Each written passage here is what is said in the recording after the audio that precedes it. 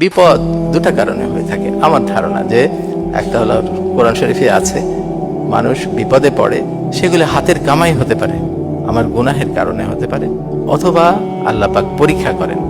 আমি অনেক চিন্তা করে দেখলাম, আচ্ছা যদি আমার গুনাহের কারণে হয় তাহলে আমি আন্তরিকতার সাথে আমার গুনাহের গুলি বের করা, আমার কি ভুল হয়েছে ত্রুটি হয়েছে সেগুলা বের করা এবং সেটা থেকে তওবা করা, ফিরে আসা, এটা। আর যদি আল্লাহ পাক পরীক্ষা করতে থাকেন, পরীক্ষা সম্পর্কে আমরা একটু ভয় হয়, কি পরীক্ষা করছেন। মনে রাখবেন, ধরেন একটা বাবা মা আপনাকে সাঁতার শেখাচ্ছেন, অথবা বাবা আপনাকে সাঁতার শেখাতে নিয়ে গেছেন, পরীক্ষা করছেন সে সাঁতার পারে কিনা। সব সময় নিচে একটা হাত রেখে তারপরে দেখে যে বাচ্চাটা সাঁতার করতে পারে কিনা, সে ডুবে যাবে কিনা। কাজেই যে কোনো বিপদে ভয় না পাওয়া উচিত।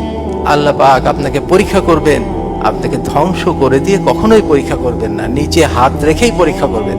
কাজে আমাদের দৃঢ় বিশ্বাস রাখা উচিত যে যদি কোনো আমি পরীক্ষায় পড়ি বিপদের কারণে, আল্লাহ পাক অবশ্যই নিচে হাত রেখেই আমাকে পরীক্ষা করছে। আমাকে এখানে ধৈর্যের পরীক্ষা দিতে হবে এবং খুব স্থিরতার সাথে কাজ করতে হবে, এবং আমার কোনো ভুল ত্রুটি হয়েছে কিনা সেটা দেখে সেটা থেকে তওবা করে ফিরে আসা দরকার।